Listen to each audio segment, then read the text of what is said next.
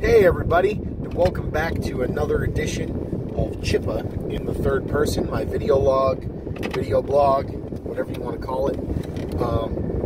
Today is my daughter Ava's first day ever of summer vacation. How cool is that?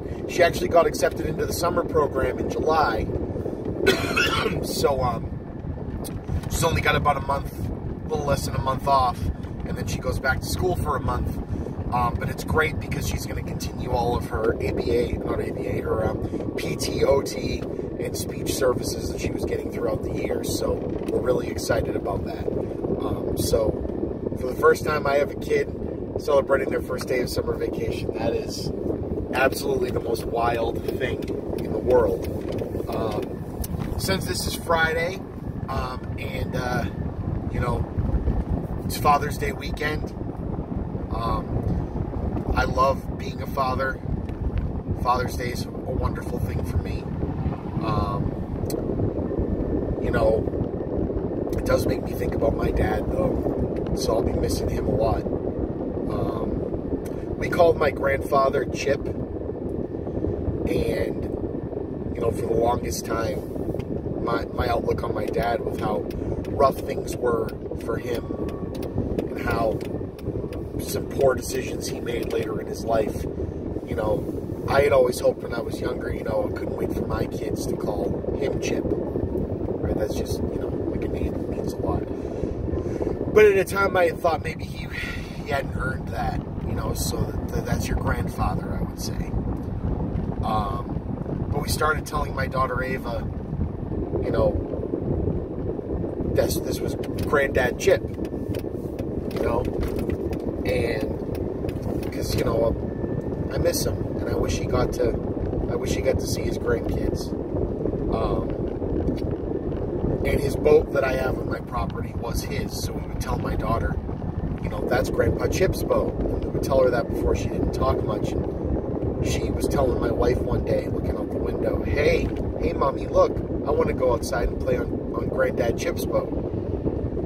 And that just absolutely floors me. It makes me so happy and so sad at the same time. So,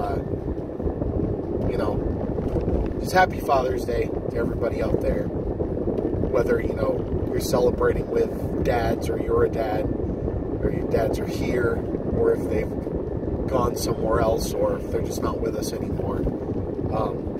It's a bittersweet day for a lot of people, and I just wanted to let you know, happy Father's Day. And there's people out there that don't have a dad to celebrate it with,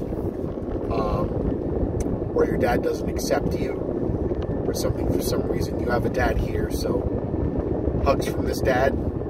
Happy Father's Day. Yesterday, we helped my buddy Paul, I talked about earlier in the week. We went to the cemetery with him to bury his mom. It's a rough situation for him. Odd things going on with him and his family over it. But, a few of his friends were there to help. So that's good. So, cheers to you, Paul, for being a great son and doing good by your mom. My friend that had surgery apparently is doing great. She jumped on Facebook and updated people today saying, I'm not going to be on here much, but I wanted you to know that I'm fine. I think she's getting discharged tomorrow, which is kind of wild. She had brain surgery on Wednesday. Like, what the fuck? But, wishing her a speedy recovery. They live right down the street from us, so it's kind of wild. In other news, I recorded an episode of Shooting the Shit last night with a longtime liker, retweeter, commenter, Keiru Nagisa. I'm actually having his wife on next weekend as well, so that's going to be awesome. But it was just a great conversation. The more and more I do this show, and the more I reach out to people I've never met, the more it just grows, and how much I'm just so happy that I'm doing this. I really, at this point, I'm happy for the fans, and I'm glad that you guys are listening to it, but I'm just loving that I'm getting to meet new people and have conversations and set aside time, in your adult life. I recommend everybody out there, if you have people you have a hard time getting in touch with or you've lost track with, start a podcast. Start a podcast or a D&D game that you guys have to do remotely that just forces you to get down and talk on a scheduled time. I just had a longer conversation with a stranger, say, last night, than I usually get to have with most of my friends, because you don't think about that when you're together. You don't think about getting together just to talk. There always has to be a reason. There always has to be an event. And you know what? Sometimes just getting to talk to somebody is really important. And if I can share a little bit of that, a little bit of momentum and love and, happiness with that to people, and remind you, listen to what it sounds like when I talk to someone I've never met. Listen to how natural that can become, or how awkward it can be. I'm not going to lie and say that some of them can be awkward, but use that as a starting point. Is there someone you haven't talked to in a bit? Get out there. Have a conversation with them. Fuck, do it on Skype. Record it. Maybe turn it into a podcast. Maybe, get a creative outlet that you didn't know you needed, like I've done. So yeah, that's what I think of that. On the front, I dropped yesterday, and I'm surprised there wasn't a bigger response to this, but again, it's still in the early teaser rumblings, that later in the summer there's going to be a live recording of the Talkbuster podcast. I've been trying to make this happen for about 6 months or so, maybe even a year. I'm so excited.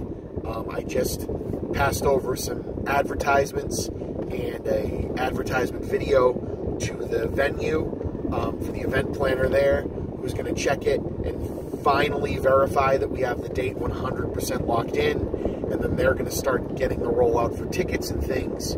So I can't wait to finally release that date and where you can buy tickets.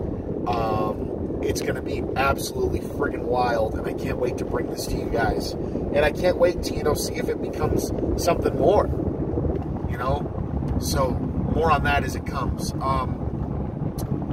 In the world of new things to see, I am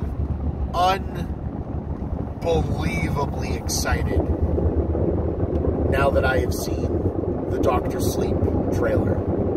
I was excited already. I absolutely love Mike Flanagan.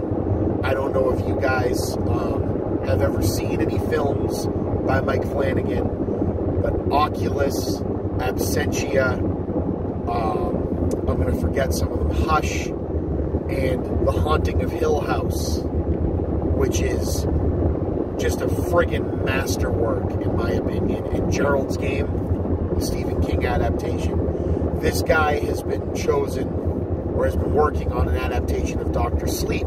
And for those of you that don't know what Dr. Sleep is the sequel to Stephen King's The Shining. It's the son, Danny Torrance, as an adult, still has, his abilities that he had in The Shining. And some interesting things ensue. I'm not too far into the book, so I don't want to comment too much on whether the movie looks like it gets the book 100% right or not. But I'm just excited to see Flanagan working with Stephen King again. Here's the thing I'm most excited about now. Stephen King himself, and a lot of fans of Stephen King's, do not like Stanley Kubrick's The Shining.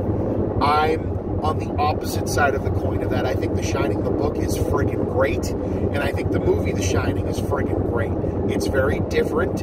I can see people being kind of annoyed by some of the things they've changed, but I love what Kubrick did.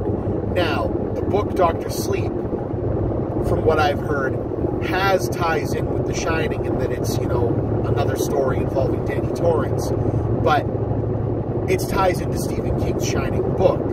So to see this trailer and all of a sudden see that direct imagery is either being reused with the blood coming out of the elevator or reshot, all the scenes involving Danny in the Overlook driving his tricycle down the aisles of the hotel and everything, is all redone by Flanagan and his crew. And for those of you that have seen Ready Player One, just getting to see the shit from The Shining again on screen is just, it's one time terrifying because that movie's absolutely terrifying, and two, just glorious to see that show back up. I never thought a sequel to something like that would be necessary, and now it's at the top of my must-see list. I absolutely can't wait. So, if you guys have seen the trailer for Dr. Sleep, you know, jump into the comment section. Let me know what you thought of it. See if I'm on crack or something. And one other thing to end this, to Axel and Ulrich, particularly Ulrich, out there with the Geeks with Shields podcast, your 50th anniversary or 50th episode is absolutely great. For those of you that haven't been listening to Geeks with Shields, I've been on their show a couple times. They've been on mine. They're absolutely great. Patreon.com/geekswithshields. Get over there. Check it out. Their 50th episode just dropped, and they do like a Q&A, which was supposed to be an earlier episode, but they lost the recording, so they've added to it. It's hilarious. It's really well done. But my question really annoyed them, and it was intended to. If you know what I've done with them, we've done the Director Smackdown for Steven Spielberg, and we've done one for Kevin Smith that's coming up in the future. And I told them to list every Michael Bay in order from best to worst. And if anybody knows me and anybody knows them, you know, finding a good Michael Bay movie, or at least one that can be considered better than the other drivel, is kind of few and far between. So, yes, it was kind of a tongue-in-cheek kind of a thing. I thought it would be funny. They actually did a pretty good job answering it. But yes, guys, I do think we should do Michael Bay as an episode of Director Smackdown, because it's going to be friggin' awful and really hard, and why not put ourselves through the ringer? So, with that, this has been the Chippa, and I'll see you guys on the other side. Bye.